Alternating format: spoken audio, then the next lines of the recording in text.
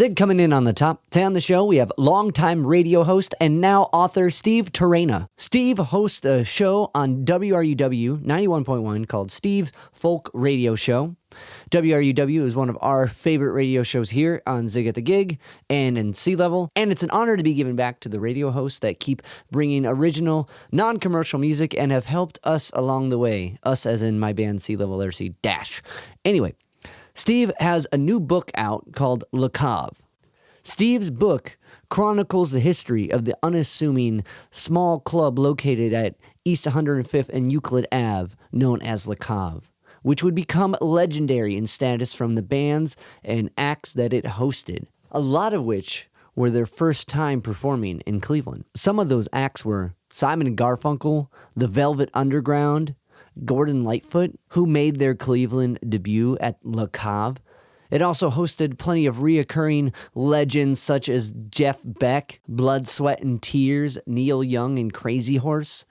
And what's equally as impressive is some of the bands that were supposed to play there, right?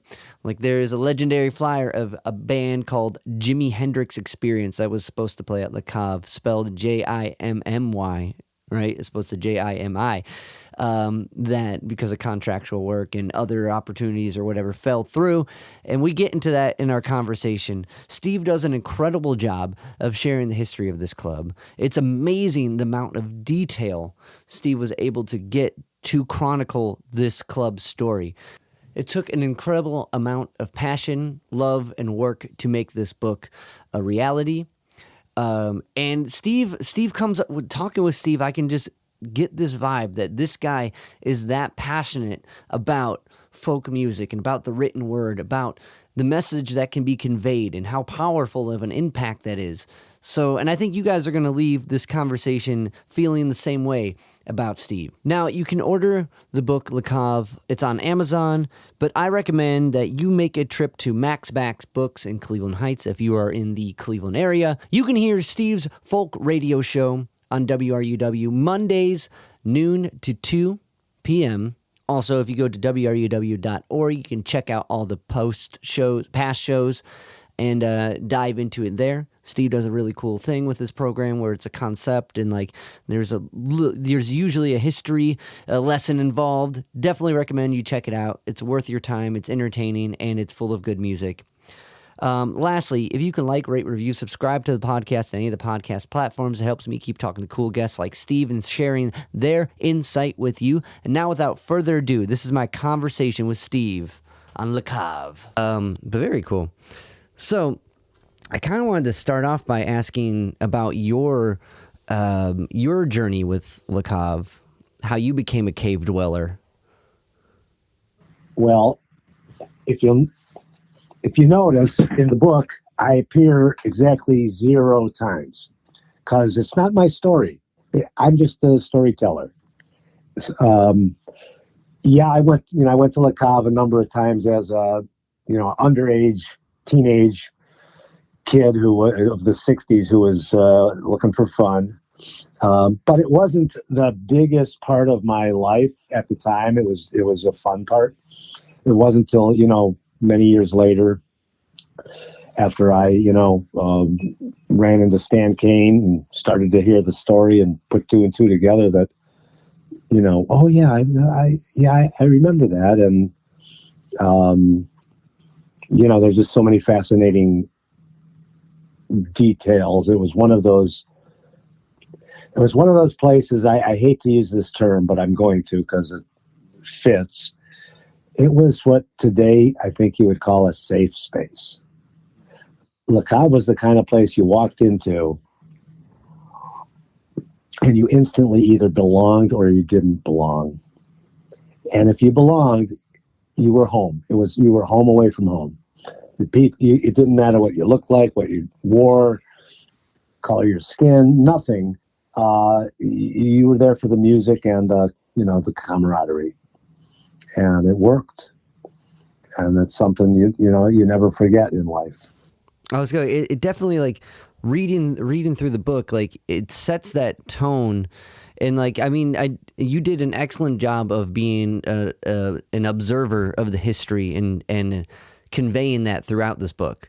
Like, one thing I really enjoy is how you set the scene every chapter with each coming year, what was going on kind of in America, and, you know, some of the historical events that were happening alongside of Le Cav's growth. And like, I gotta, from being kind of what sounds like welcomed in that crowd and finding that safe space, even though if it was a bleak moment in your life at that point, to kind of stay away from that view, I think is a tricky exercise to do. And I was really surprised with like how much detail of the history you were able to get. So here's the backstory on that. So I have a radio show, folk music radio show. I've had it for about almost 25 years, 24 years. And in 2009, I got a random call from a listener. Hey, do you know where, I'd mentioned Le Cave on the air and maybe play some music related to it, maybe told a tale or two. And so a random listener said, "Where's Stan Kain?" They called up, and I had no idea. So we talked, and she says, "Well, we're going to find him." Well, a couple of weeks went by, and they found her. She and her friends, I didn't know this lady, got to know her, and they found him, and he was just living out in North Royalton. And the next thing that happened, he was very receptive to the idea of having a reunion, which we cooked up. So in 2010, we had a weekend-long reunion down at Wilbert's. We invited a bunch of people who had performed there, and it was great. We had a great time. We realized there's all this interest in it, and I was interested in it because meeting Stan Kain was a thrill. Meeting him officially, because of course I shied away from meeting him when I was a sneak in, and he told me a few interesting things about that. But I just fell in love with the guy. He's a fascinating guy. He had that twinkle in his eye. He always had that, neat little remark to say. He just was a lot of fun to be around. And it turns out that he was a super pack rat, and he kept all the records, and it's not all, but tons of records of all kinds of Le Cave. So I had a pretty complete record of the first 5 or 6 years, but I was missing the last couple of years because Stan, he went to prison in '68, as you probably know, and he turned things over to Larry Bruner. Now, Larry and I had become friends at the same time through the reunion and all, and he would let me come over his apartment anytime I wanted and look through all his records and memorabilia. Every time I asked him to take something home, so can I scan this or something like that? Can I read through this? I can't. No, you're welcome to take all the notes and pictures you want, but you can't take anything home. He never let me have a napkin. Yeah. So I couldn't really write the story properly. Then, sadly, Larry got Parkinson's and had to go into St. Augustine's nursing home. And I don't know, a couple months went by, I think, and I got a call from his nephew, Michael, who I didn't know. And he told me who he was, and he said, "Yeah, I talked to Larry, and Larry wants me to give you all of his Le Cave stuff." Boom. So I could write the story then. I had everything I needed. So that's where all that detail comes from, is the fact that they kept all kinds of, they kept everything. I'd say damn near 90% of the printed material that went through Le Cave is now at the Rock Hall because, that's what I donated it. So that's the story. That's like, it's incredible because like going through this, I'm like, it's just the think, with how crazy everything was, like to know that here's the when they got their liquor license, all these little business transactions that you're like, how is this even documented this clearly? Like it was like, so that it's incredible. And I think how you present it, and like it does an incredible job of unveiling that story into the greatness that became Le Cave. And like, I think you did, that was awesome to donate it to the Rock Hall, and your presentation at the Rock Hall was great. Now with like, I guess like to kind of bring people into who Stan is, like, as listeners to this who don't know, Stan was the owner of Le Cave, or one of, right? Yes, right. One of a fella named Nelson Carl, who you met in the book. He was a downtown lawyer, lived in Cleveland Heights, loved music. He was the money behind it. And when Nelson found out that Stan could book people like Josh Waite, who came in and sold the place out in '62, when he just turned over the management reins and gave a quarter ownership to Stan. And then, and that's how and interesting thing, I'm not sure I mentioned this in the book. I had to leave a lot out, but Stan had a salary of $75 a week. And so did Nelson, on the books. And neither one of them ever took a penny of their pay. They just, kept it in Le Cave. Le Cave never made a dime in its existence. It didn't, contrary to popular opinion, it didn't close. And the Cleveland Legacy website, I forget what it's called exactly. It says it closed because of unpaid bills, and there were no unpaid bills. They couldn't make enough money to justify staying open. It's the world of small clubs through the 60s had transformed or evolved from singer-songwriters who were easy to pay and easy to accommodate on stage and so on, to 4, 5, 6, 7-piece bands, who were amplified with, backlines and microphones and sound systems and lighting. And it just became unaffordable. If your rent suddenly went up from $500 to $2,000 in a month, you'd say, yeah, I can't live here anymore. Right. So, well, and you're just paying 5 people as opposed to 1, and like to accommodate it, because like it's described. I was trying to look up like images to get to really kind of gauge it, but it seems like a very small stage. It was a very small stage. I mean, you could put 6 people on there, but they'd have their hands in each other's pockets. So it was, it was intimate. Let me ask you this: have you ever been to Nighttown? Yeah. Very similar. Okay. I mean, the stage was about 8 inches high, and the tables. The place had round tables with chairs around them, like 4 or 5 chairs. And the front tables were literally, you could touch the performer. You were that close. And the acoustics were really good.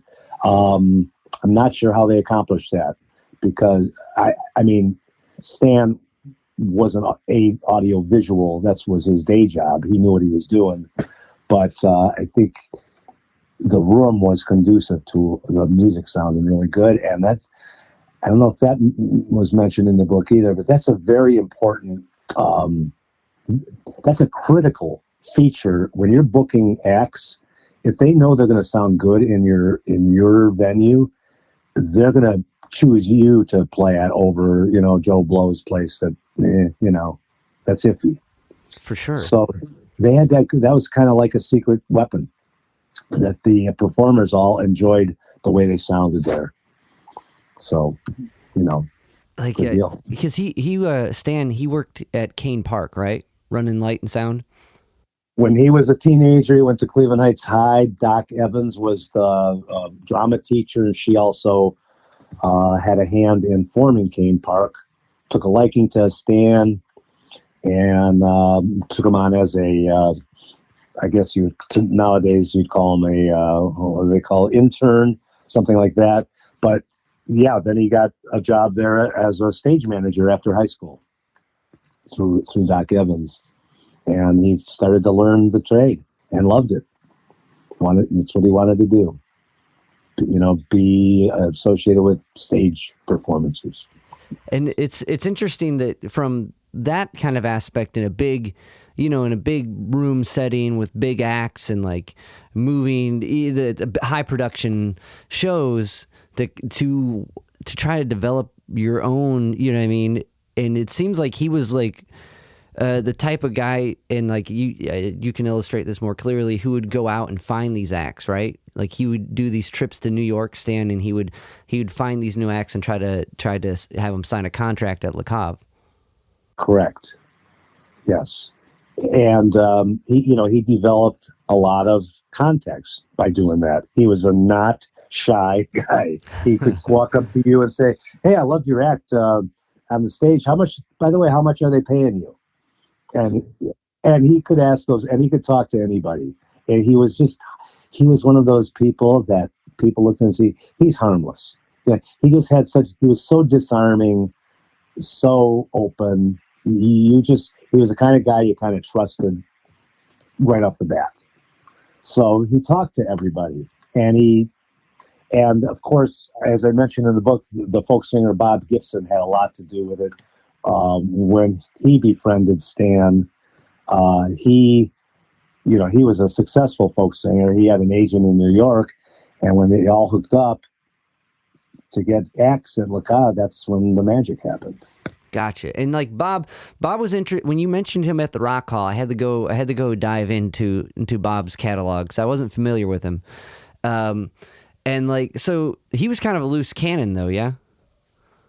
He is very popular, very, very popular, and very talented and very flawed. As you know, I think that's kind of a story in the entertainment world in general. It's just not a sustainable lifestyle. You're on the road. You have all these temptations. You're idolized in a way that gives you a power over people that maybe you shouldn't have or didn't earn, but there it is. You're a star, and Bob, just soaked all that up. He was a heavy drinker. He ran around, and he had a lot of vices. But you know what? He was a good man, and people really respected his career and his body of work. But he liked to have his fun. Good for him. Because it seems like, though, and I think you mentioned, did he influence the Beatles took to Bob's music? No, I did not specifically mention that. I might be mixing it with Josh White then. Yeah, the British invasion bands, and I don't think too much of this made it in the book either, but the British invasion bands loved the kind of music that Le Cave offered. That's where they kind of developed from. British invasion music was nothing more than American music, repackaged and sent back to us. When the Beatles played Long Tall Sally or Honey Don't, those are rockabilly songs from the American 1950s radio. Right. That their friends and parents and that brought back from America on, records. And they loved the music of just the folkies, that period from 59 to 63, which was also the period that Le Cave came into existence. Rock and roll had kind of died when Elvis got drafted and Little Richard found Jesus and Jerry Lee Lewis married his 13-year-old cousin. Chuck Berry went to jail. So there was this vacuum in popular music, and folk music took over, and that's what the Beatles listened to. because everybody listened to it. And then when the British invasion happened, of course, they eclipsed anything they were listening to. But yes, and I find that fascinating that I learned that if I like your band, I want to find out who you like, who your influences are, because I probably like some of that music too. And then if we wait around, find out who you influenced, because we probably like some of their music too. So it's like a family tree. Yeah. It's like when I definitely relate to that, getting really into an artist and then trying to peel back the layers to get to the primary colors that came before them, that kind of make up what sound they make. And you can hear those influences like clear. Sometimes you can really like, oh, that's where they get it. Absolutely. Yeah, absolutely. It's really interesting with Bob, like, though he was throughout the book and throughout the story of Le Cave, he seems to always come back. Like there was a story in there where he was, I'm probably misremembering, but like he was having a rough gig from drinking, and the crowd was on his side, and like Stan and them were kind of mad at him, to say it lightly. But it seems like he kept coming back and kept supporting and kept trying to keep it going. Oh, absolutely. I mean, there was, I saw instances where there's bad blood between, maybe a performer who was less than ecstatic, or an agent, and when they started to get involved. But by and large, it was, Stan was, if you didn't or couldn't get along with Stan, you couldn't get along. And he just had that disarming attitude. A lot of, not to change the subject, but dozens and dozens of local bands who acted as openers would say, would tell me it was a theme. Well, Stan knew I didn't have any money, but he knew I was in a band, so he'd let me in, Yeah. And he built up this huge bank account of goodwill. That's how the James Gang got started. He was letting Jimmy Fox in, and Dale Peters, I guess, although I didn't talk to him, so I don't know. But was letting him in because he was part of the music world, I guess. I'm not sure what the exact motivation was. Well, I kind of am. Now he has a band in his hip pocket, a local band. Hey, we got an opening Thursday night. Can you guys come down? What are they going to say? No, he's been letting them in for free for 6 months. So they were, I guess you could call that nice, or you could call it shrewd. Take your pick. Yeah, I get it's for sure, because it's interesting when you're in a band and you're trying to get out there, and it's it's an endless political battle of venue politics. You know what I mean? Like, but you sound like you sound like you know what you're talking about. But when it's also interesting, especially in the world of like now, when you're like just email and you're not meeting people, you're just you're a block of text someone can completely forget, right? But when you have that interaction, right, and they're calling, Stan's calling me to come fill in, you know what I mean? That's a different feeling too, So like it's an interesting place to be, because I think it's as a band, you want to get out and you want that opportunity. So to be gifted that opportunity, though you may not be paid, it may be played. You got to start somewhere, right? Right. As a fella who trained me in a certain skill in life said, he said, I will open the door for you to use your skill. And you will walk through it, but once you're through the door, you have to earn the right to stay there.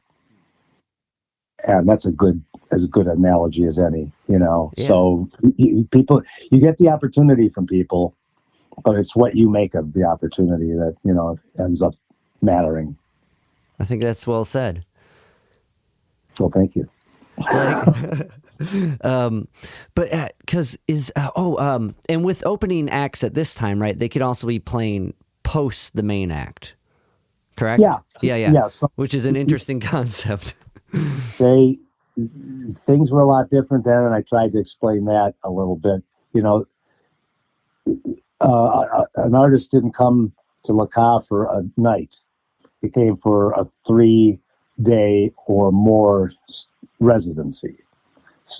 And when they did sets, they didn't, like today, we're used to a concert taking, hour and a half, 2.5 hours, right? Right. Back then, records, LPs, albums were about 35 minutes of music. So were the performances.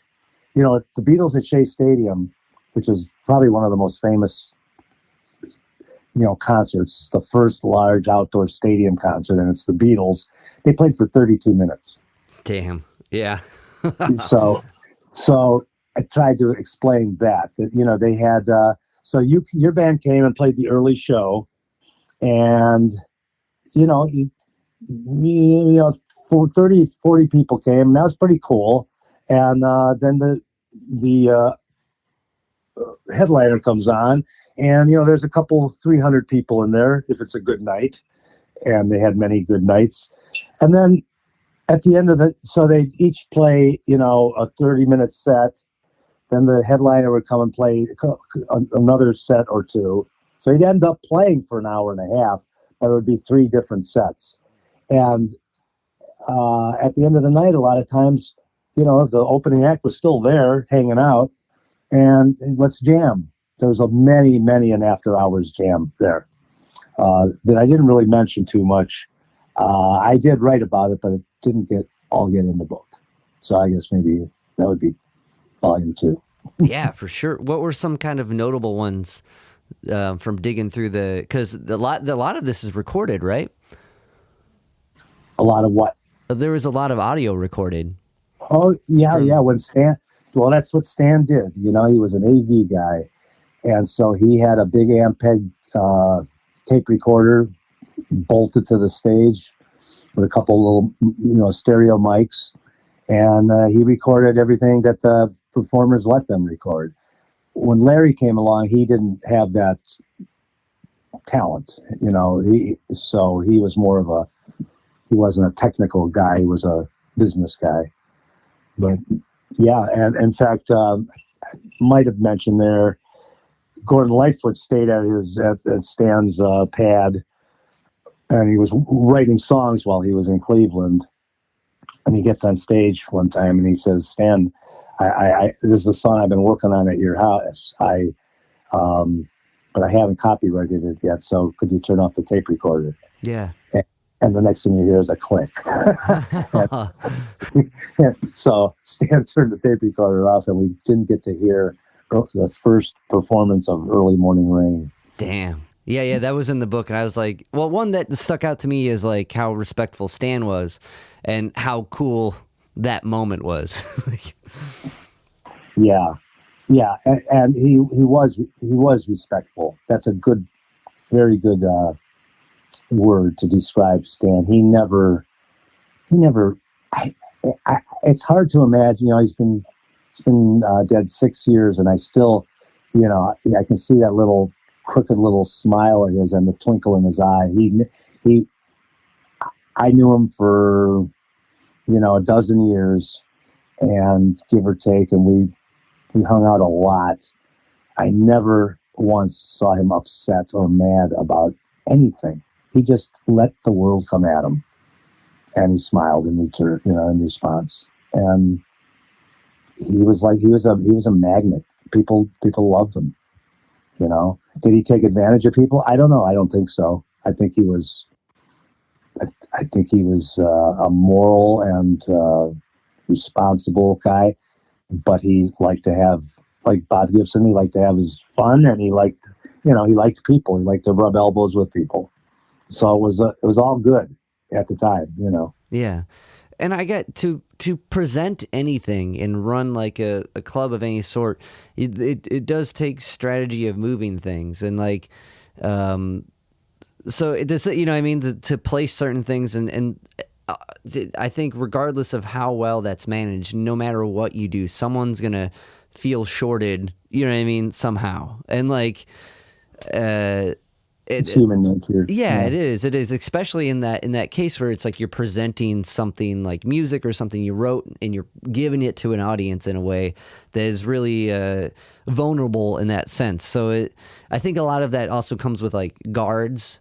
You know, people put up like some type of guard. Oh, that guy, if he didn't put me there, it would have gone where you know what I mean? You kind of, people put up like different like ways to kind of protect themselves from like, what, you know what I mean? Whatever. So I'm sure there had to be some people that felt that way, but, I think that, I mean, to be with this dude and get that aura from him, I guess like from hanging out with him as much as you did, like, did you pick up on, like, what did he, I guess, hold on, let me rephrase that question. What did he do after Le Cave, Stan? Yeah, that's a good question. So he went to prison for 3 months. He got out. He was not allowed to go back to Le Cave. Of course he did, and nothing happened. But Larry was running it. After Le Cave, he settled into his audiovisual business. That he had a little, couple man shop downtown, and they produced like training videos for business, commercial videos,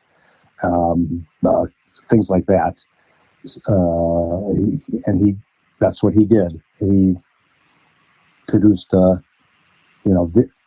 videos, and he got, he was married, he got divorced, he got remarried, and lived a pretty quiet life, kind of off the grid. He wasn't, in other words, so like you were in the music world, so or know of, tons and tons of people in the music biz. So did Stan. Yeah. And more importantly, I like to tell my kids when they were growing up, I said, it's not, everybody says it's who you know. It's not who you know. It's who knows you. And that's a different big, yeah. And everybody knew Stan, everybody wanted to be his friend. It took a handshake. I think I told this story in the book, but the day I met him, I shook his hand. I said, thoughts were going through my head like, wow, this is the guy I avoided like the plague when I was down there, because I didn't want to get kicked out, so if he walked by me or something, I turned my head and stared down into my glass or something. And we all did, all the underage kids did, trying to just keep your nose clean. So when I met him, I said these words, and it was either the perfectly right or perfectly wrong thing to say, but I shook his hand. I said, "Hi, Stan." I said, I stuck into your club as a teenager a few times. And now he's met me 2 seconds before I said that. He didn't know me from a hole in the ground, but he smiled and had that twinkle in his eye. And he shook his little head and he said, "You didn't sneak in." Yeah, I know. And 40 years, 50 years later, I'm learning that, so that's how they kept us under control. They pretended to be mofos and, kick us out if we gave them a dirty look or something.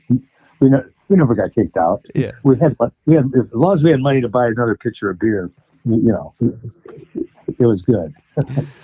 Well, I definitely, I think that that's amazing. That's so funny.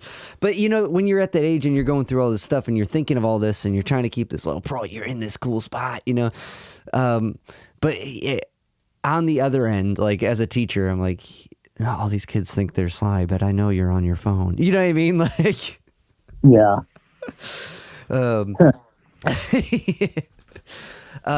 So I guess from hanging out with him, and though he wasn't working the same, field and putting together stuff and having this kind of magic knack for like building shows and like, did any of that kind of rub off? Like, did you see like how like he kind of would have approached something like that?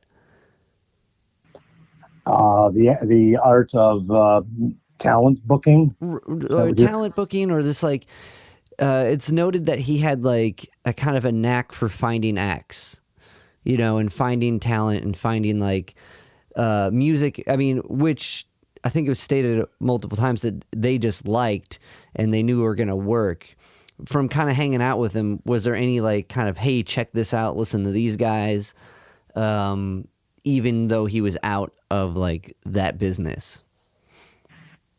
Are you talking about after LaCave? Yeah. Well, when you were hanging out with him. Yeah, he was retired. He was he was not in the business anymore. No, he didn't.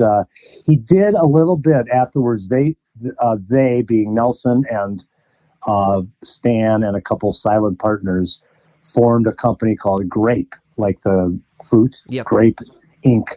And they brought Jefferson Airplane to town and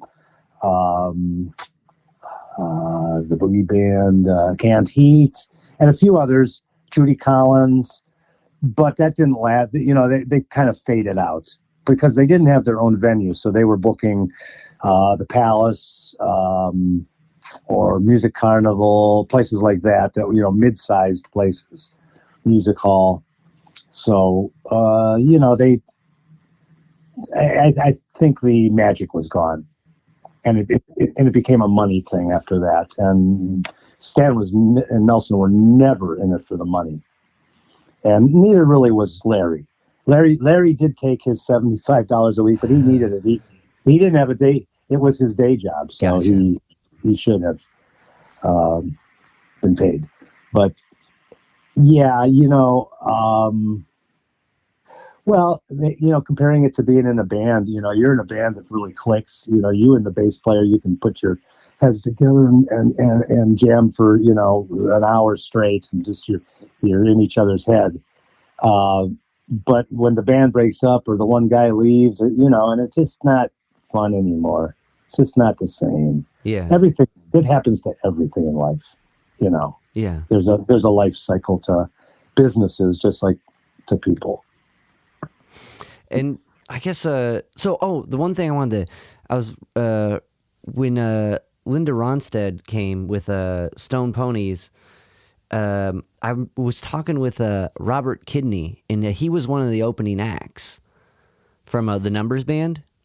Oh, okay. I did not know that. Yeah, like I didn't know that until I did an interview like this with him, and he was telling me the story, and he was telling me like how it was one of his like first, because it was just him by himself, and like he was telling me the story about how she was super nice, and she's like, you just gotta look up at the audience at one point, you know, because he was so at that point kind of timid, which is hard to think of that cat, you know.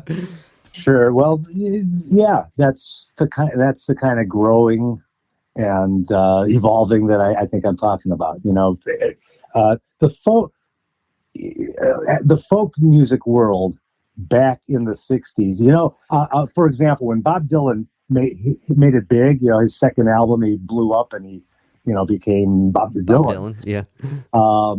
His colleagues from the Village were pissed, and a lot of them like ended their friendship with him because he sold out. He was a sellout. He sold out. He's singing for money, and that was looked down upon. Yeah. Well, you know, okay, that's fine to be a starving artist, but it's not fine to starve all the way to death. Right. Right. You know? It's an interesting thing that I don't think people nowadays, like, that sellout like thing doesn't exist because everyone's selling out. They're like, buy me. You know what I mean? You know where? I'll tell you where it does exist. It does exist. Okay. But you're right. It's not in the, you know, in the commercial world of music production. No. But I'm thinking of a guy I know specifically, but I know many, many, I'll call them old hats, you know, my age, our generation, you know, they're old now. I'm not sure how old you are, but there's a lot of guys who tried their best to make it. didn't make it, like almost everybody doesn't make it. But now they're playing out for the joy of playing and for the music. And, it's become a hobby. And, if you can make your hobby pay off a little, that's better. I mean, if you're a stamp collector, Yeah. spending money, you're not, bringing it in. So they play, oh yeah, I got my Wednesday night gig down at Sea Bars, or when the Euclid Tavern, or all the little places that, people play at. You can't make money. You make a couple $100 or something, and you enjoy yourself. You don't do it because you're making, you're trying to make a living. Right.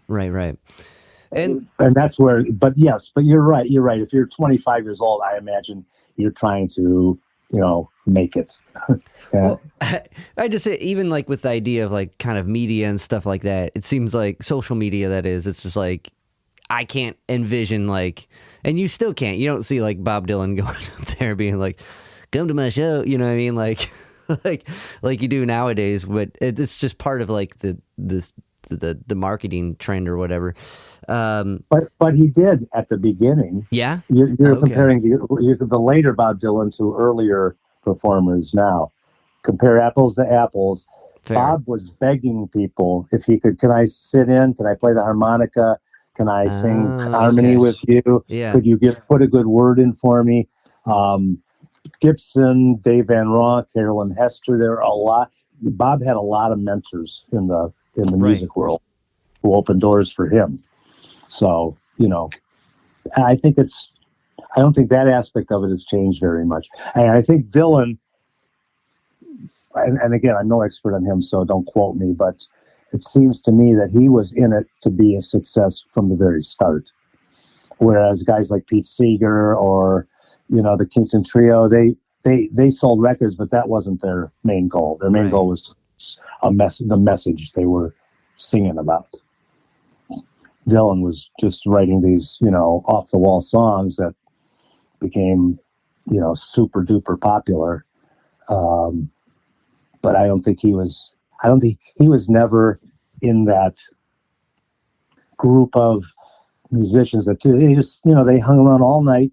They workshopped each other's songs. They gave each other advice. They, it was a family.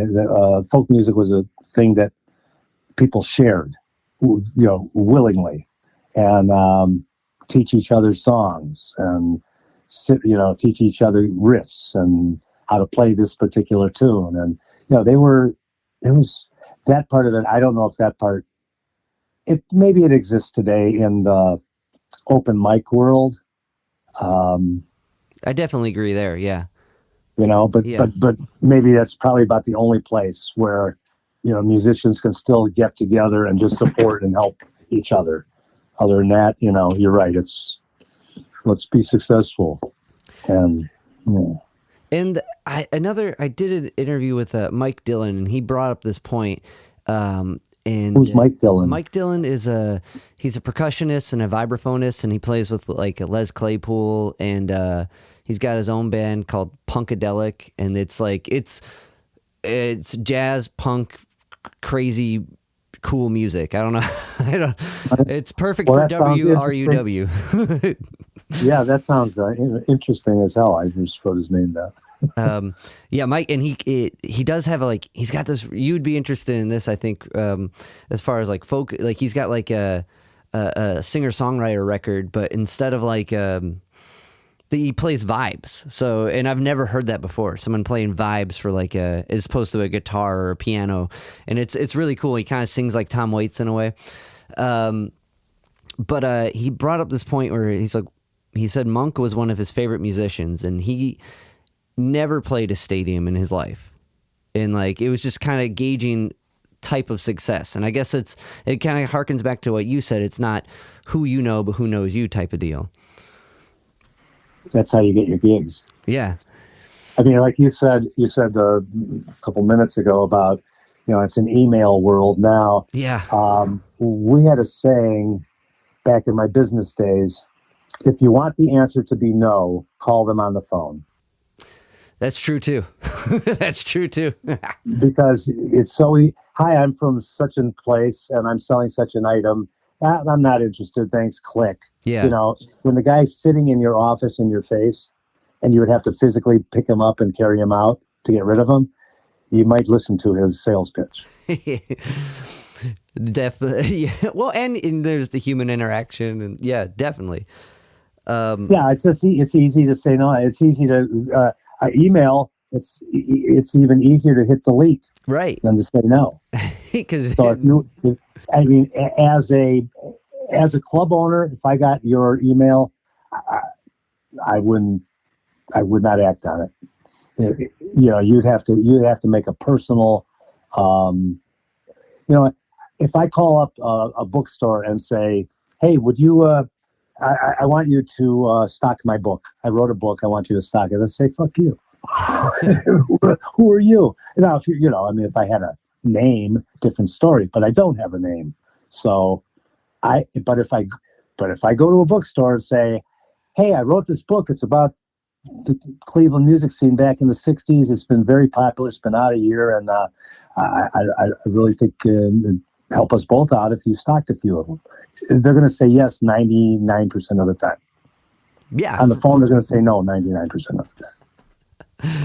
Because the guy standing in front of you, it's a lot harder to look at the person in the eye and say, get out of here. Right. Well, and it's also a lot, it's a lot easier to see this person's not just trying to, there's more to it than just a transaction. You know what I mean? There's years worth of work binded here. I'm trying to show it to people. You know what I mean? I think that's a lot easier to tell when someone's in your view, in your line of sight, and you can read that and but no, I definitely agree with that. One, I guess before, not to change the subject, but I wanted to ask what got you into folk? Was it going to La Cave? Was it family? Do you play music?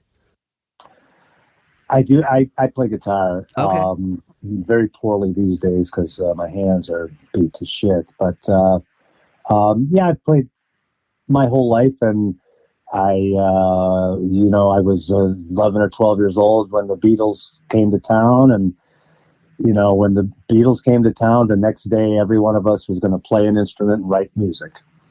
And that's how it was. And they just it was like an earthquake in our lives. Wait, what was the question?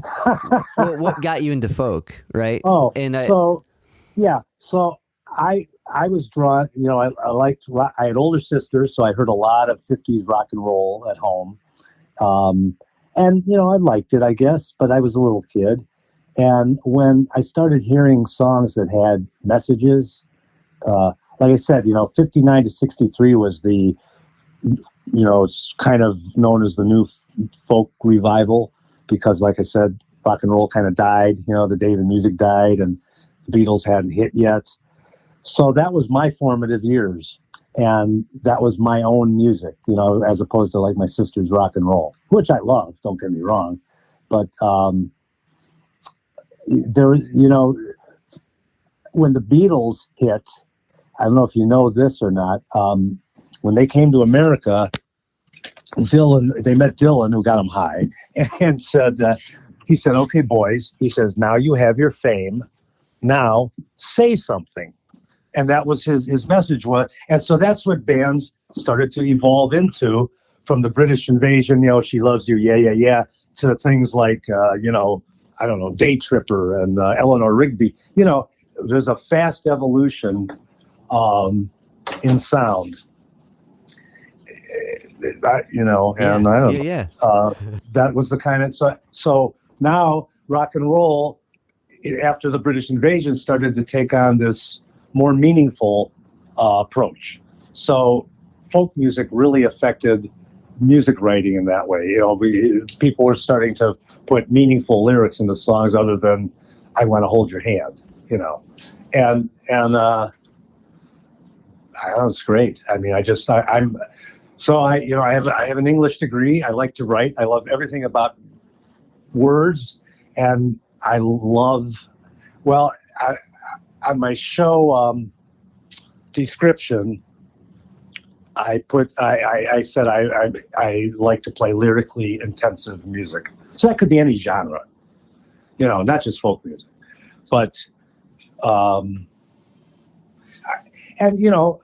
I love songs that say, I love you, you love me. But I thirst for great lyrical songwriting. I'll throw a name out there. She is absolutely phenomenal. Amy Mann, have you ever heard of her? Yes. She's not really a folky, but a little bit, she has that, she does solo acts, but what a phenomenal song, wordsmith. She uses words the way other people use, make love to each other. It's sublime. She has a song where she says something about, is that enough? Like Major Reno on the Bluff. And it's a love song. Right. What does that line, that sent me scurrying, to the Google machine. But I knew the name from reading history, but what did she mean? So Major Reno was the guy on Custer's brigade that they had to broke off and go on attack from another angle. But when they got to the hill and they looked down, they saw that Custer's main force was getting absolutely massacred. He had a choice to make. Do I rush down to their aid or do I not? And he chose not to. And that was a momentous decision that affected the whole rest of Reno's life. And of course, Custer got killed. And so just to throw a line like that in there, it just blows my mind that she would use that as an analogy. And how many people like me went scurrying to figure out what she meant? Oh, a few, but not too many. So I just, I loved English class in high school. My one teacher said she used to come down the row and stand right next to me when she was teaching. And it made me kind of uncomfortable. And she said, she says, it's just that, we had a talk, not about that, but something after class. And she says, oh, by the way, I stand by you because you're the only person in the class paying attention. So, folk music is message music. It's protest music. It's music of want and need and desire and social unrest. And it has an aim. It aims to make the world a better place. And that's totally romantic to me. I'm still in love with it. It's definitely it's endlessly fascinating. Are you into poetry as well? Yes, not to the extent, of course, but absolutely. I have a few favorites, and one of the highlights of my life, I got to talk to Lawrence Ferlinghetti on the phone for a minute once. No way. That's how was the context of that? I went to Cleveland State 20 years ago, in the 2000s. Yeah. I was already like 50 years old. And they gave me a gig booking some, I booked Joan Baez in there and a bunch of other people. Wow. And I decided to talk to some professors. I was going to host a writing conference. So we started getting a hold of different writers in different genres. We ended up getting I did 3 writers conferences while I was there. And on the one, oh my God, could I get Lawrence Ferlinghetti? And I called City Lights Bookstore. Yeah. And I said, I said who I was, Steve Traina from Cleveland State. I'm booking a writers conference. I'd love to talk to Mr. Ferlinghetti or his agent and get, see if he, be an all expenses paid trip with an honorarium and a headlining spot, because, obviously we know Mr. Ferlinghetti's body of work. And he says, well, Mr. Ferlinghetti, is 80 years old. And as nice and offer, he was so gracious, this guy. He says, That's a great offer, and I don't think he's up to cross country travel these days, so going to have to decline. Graciously decline. Yeah. And I said, well, would you give him my regards or something like that? Yeah. And he said, oh, thank you. He says, I said, when you see him, something like, when you see him, give him my regards. He goes, oh, I'll see him. It's me. And it was him. And I knew it when he said that. Because I've heard speeches of his, or listen to readings of his, and I fucking knew it. But when he said it still was a shock. And then I'm not starstruck, but I kind of was starstruck. Because constantly risking absurdity. I wrote many a paper about his works, and I actually called my first radio show. That was what I called I stole his line out of one of his poems. That's awesome. I just picked up the anthology, of the Pocket Poet series of I think it was the 60th anniversary of it. And I was so stoked when I got it. I'm like, oh, and then I'm going through it. I'm like, oh shit, it's not everything. Like I was hoping to be like an omnibus or something with all of it. Now I'm like on a hunt to get down all the different little Pocket Poet books. Wow. Trying. Yeah. That's a worthwhile quest. Right. Cause I don't want to order them all on the net. Like that'd be lame. I want to go digging for them, but that's incredible. So diving in, so folk came to you through all this. And like, I definitely agree. Folk music, there's something about the poetics of it, the presentation of it, and like, just how it's delivered musically that conveys, like, it's very encapsulating. It's very like, it involves a different type of like listening in a way. Like it's like listening to jazz in a different sense. So when you were going to Le Cave, were you seeing folk acts, or at that point was it like the rock acts? When you were sneaking into Le Cave? Well, like I said, I had this older sister. In fact, yesterday would have been her 78th birthday, but she passed last year. But her name was Rosalie, and she called me around. She was like 5 years older than me.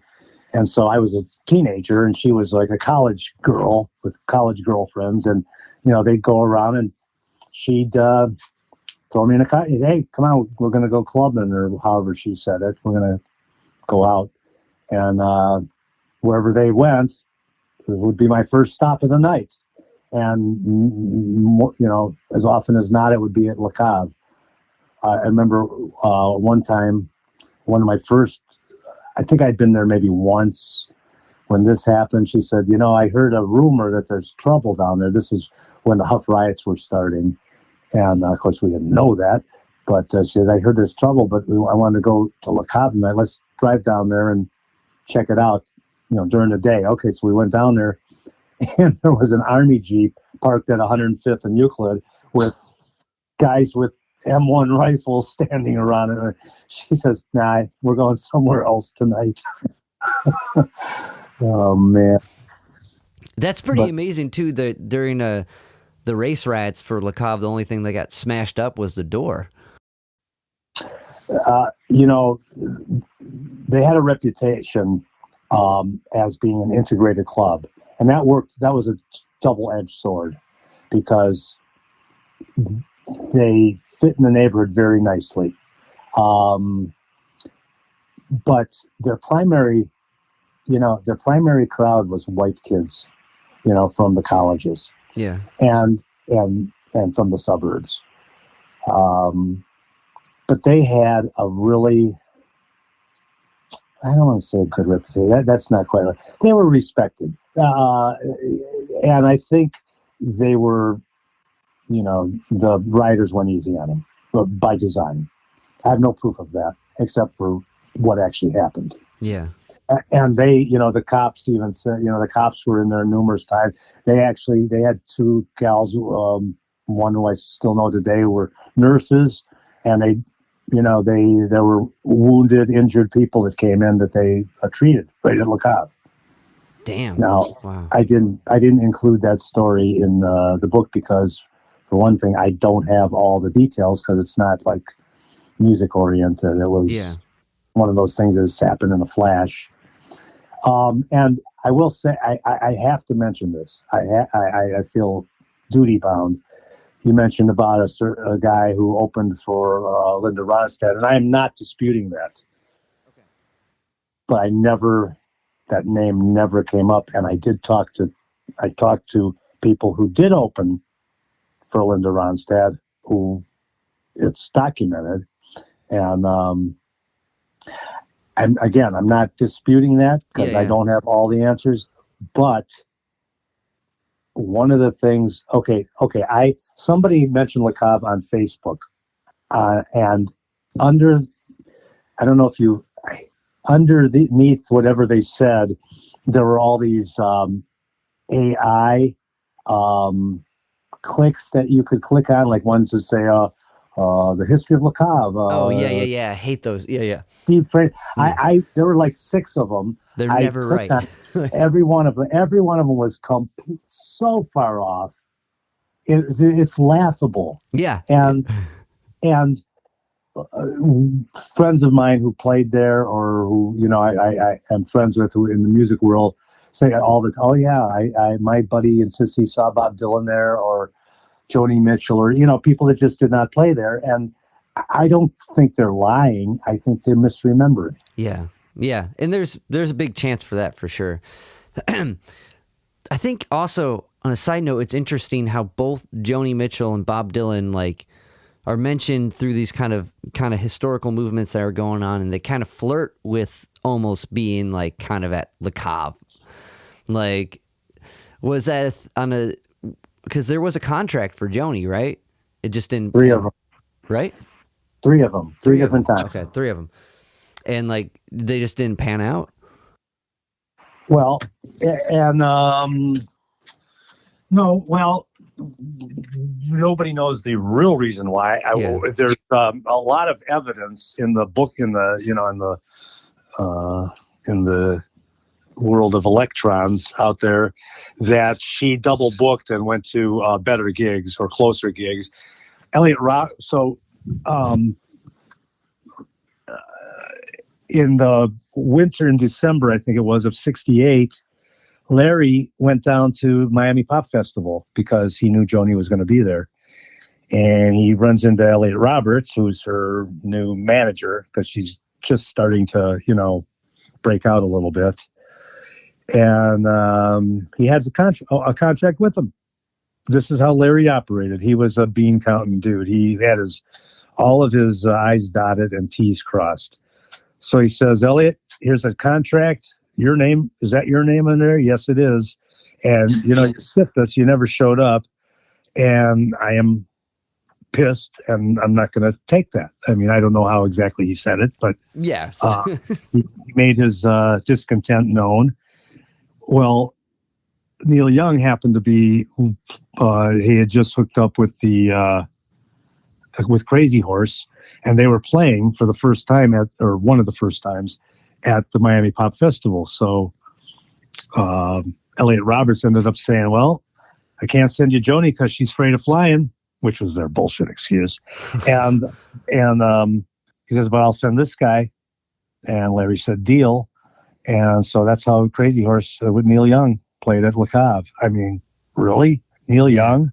That's that's insane. That's and he wasn't. And here's the thing that we have to remember, and that's kind of why I put those historical references in for backstory. Neil Young was a very accomplished musician by 1969, but that doesn't mean we knew who he was.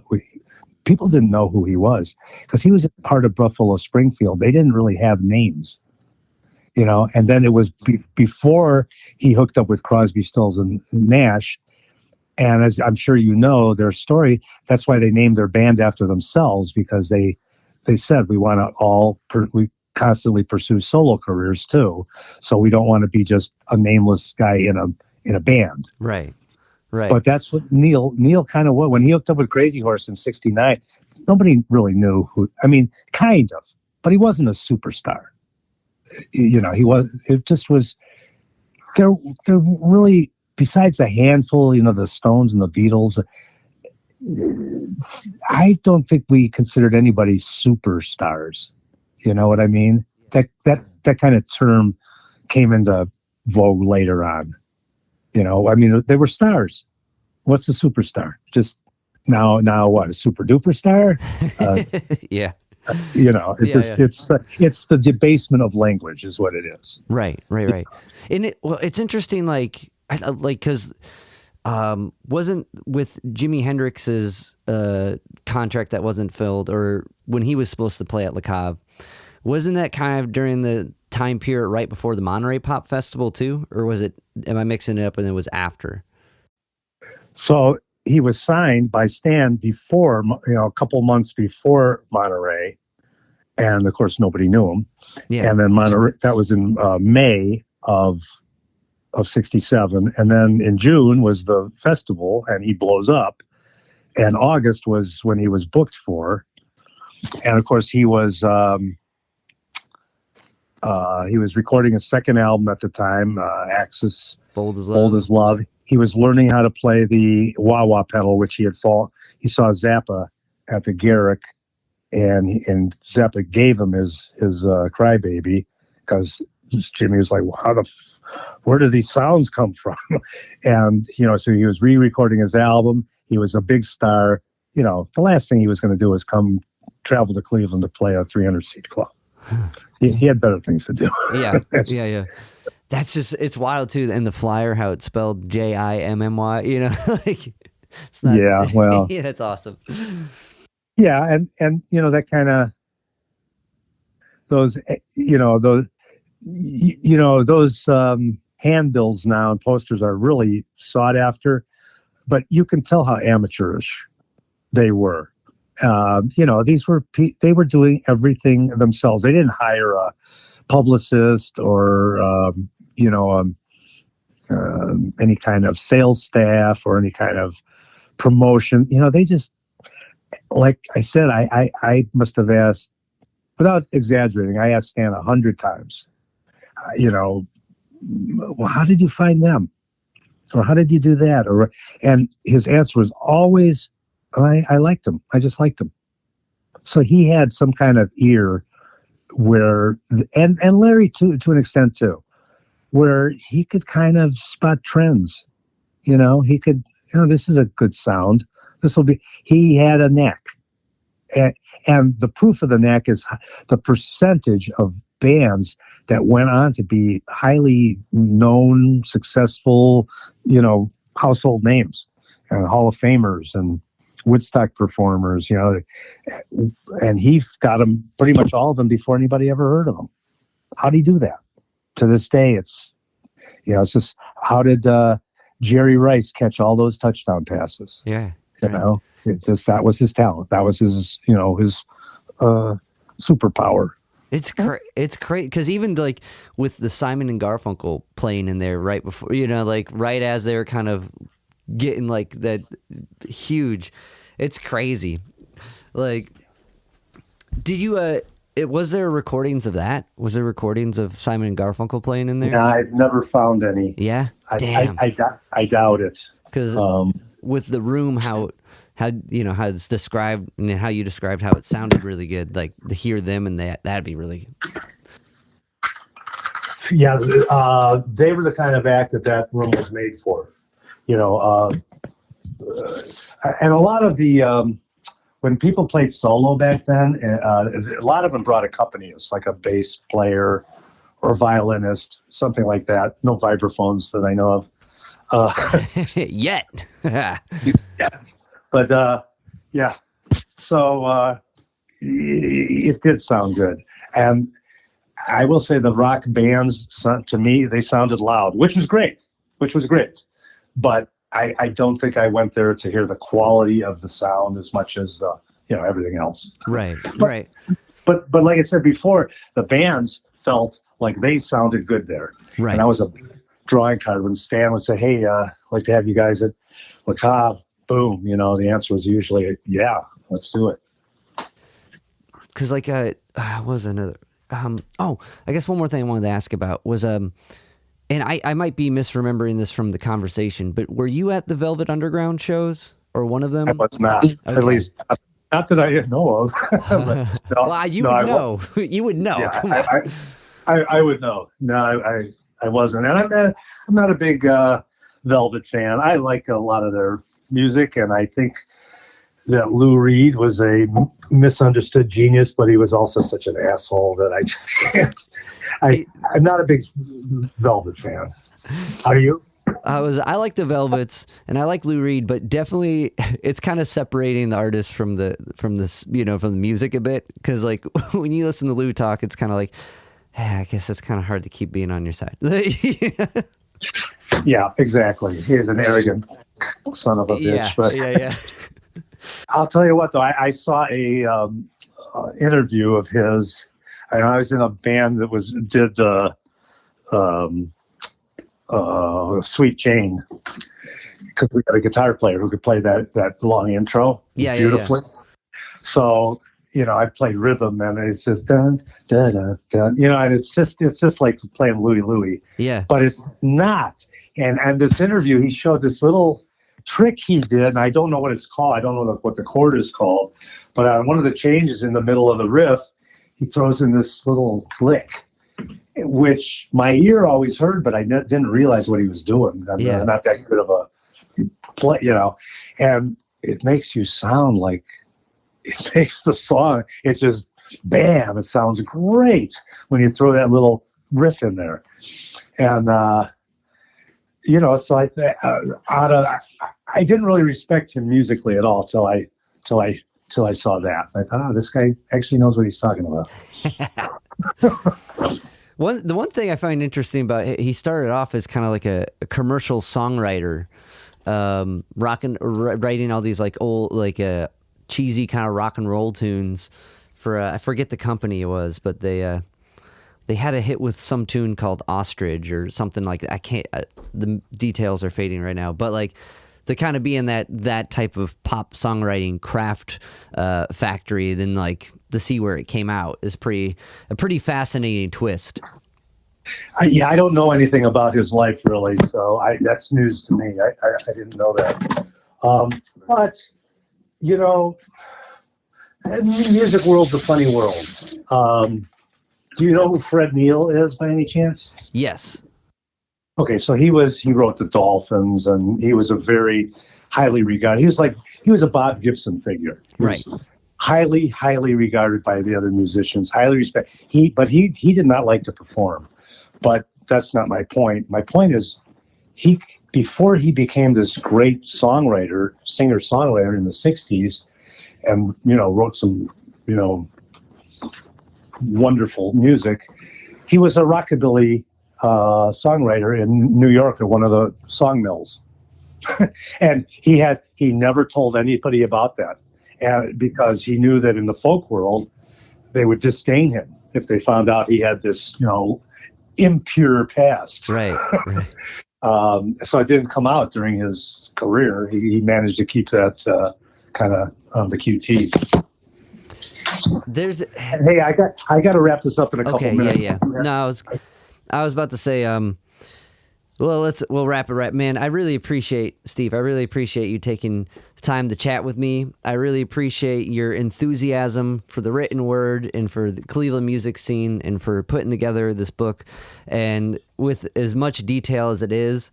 And so thank you for your time and for what you're for preserving all this amazing history and sharing it on the weekly as you do. One thing I wanted to ask right now, if you can plug your radio show for people and anything else you have going on as far as Le Cave or any other musical endeavors you got going.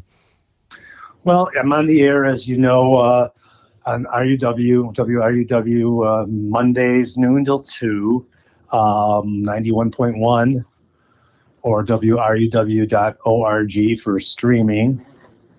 And, tune in. I have every show. I'm starting my 24th year Every show has a theme. The themes are of my choosing, and then I fit music and musings into that theme. For example, this coming week, the theme will be the Altamont Festival, because it happened in December of '69. And a week after that, I'm going to do a folk, a Laurel Canyon show. I've done it before a couple times. It's been a few years, and it's been the favorite show of people as far as I can tell from feedback. And so, kind of like a Christmas present, I'm going to update that show. What I do last week, I don't even remember. But I just, man. I like to.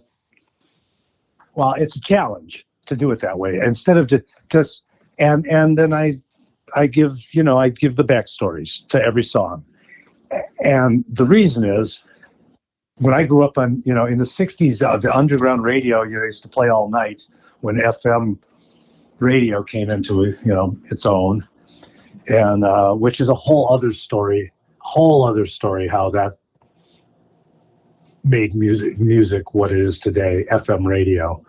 Because without FM radio, bands like Hendrix and Traffic and all those other, Jefferson Airplane, they would not have been played on AM radio. That crazy music. But here's the commercial-free medium that comes into being. Until the late '60s, FM radio wasn't, you couldn't sell, nobody had an FM radio. So they couldn't sell any advertising, so they couldn't make money. So all they did was repeat their AM signal. So if the AM station owned an FM station, you'd hear the same broadcast on both of them. Well, in '66, the FCC said can't do that. Starting next year, '67, you have to have your own programming. So they just hired a bunch of freaks because they knew they weren't going to make any money selling any, and they let them play whatever the hell they wanted. And it was wonderful because you could stay up all night on a little altered substance and listen to the greatest music in the world. But here's the problem.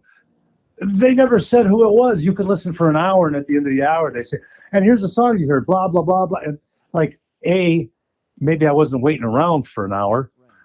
B, I probably forgot which exact song of the last 15 he played that I really wanted to go out and buy maybe or hear again. And it was very frustrating. There was a song I liked. It took me like a year. I specifically remember it to find out what it was because I couldn't really duplicate it on the guitar. It was an organ-based song. It was by a weird band called the New York Rock and Roll Ensemble. And I was just fascinated by it. And, I couldn't. Anyway, I've lost my train of thought. So, but no, I think it's important to be. That's what I like about your show is the information in between it. I think that's where we were going. Is like because it's important that not only to know what you hear, right, and know the tune, and if you like it, how to find it yourself, but also I like knowing what I heard because sometimes when I tune in and I'm like, oh, you just kind of get caught up in the story or whatever you're hearing. You're like, what in the world is this coming from? And then to know a little bit of the history and it makes to me, knowing the background of something makes it more impactful. So that's something I appreciate about your show. Well, thank you. And I feel the same way. In the business world, they call it value added. And, these days, so when I started, there were no playlists, there was no Spotify or, any of that. And so what I did was kind of unique. And I'm really gratified that I think now that because of the internet, there's more and more and more and more information, backstory information available about all kinds of stuff in life. And so it's a lot easier, which in a way reverts back to what you said about the search, about how you prefer to search for things instead of just the easy way out. Yeah. And I relate to that because, when we were high schoolers, we'd go downtown to the record shops and look through the used bins and the half price bins and see if you could find yourself a gem, Right. You're always constantly, let's go down to the record. Yeah, okay. So I related to that. Awesome, Steve. Well, thank you so much. Before hanging up here, were you because WRUW is like the only radio station I listen to. Side note, that's like my favorite station. Were you at Studio Rama at all this year? For a minute. Yeah. No, I was planning on staying longer. I forget what happened. Maybe one of my kids had something going on. So I stopped there I was probably there under 10 minutes. Gotcha. Okay. Were you there? Yeah, my band played. I played in a band called Sea Level, letter C dash. And, Sea Level, right. Yeah. So and like we've played live from Cleveland a few times, so I'm sure it's through passing somewhere we've met before, aside from the Rock Hall. But I just wanted to see if you were there. Cool, man.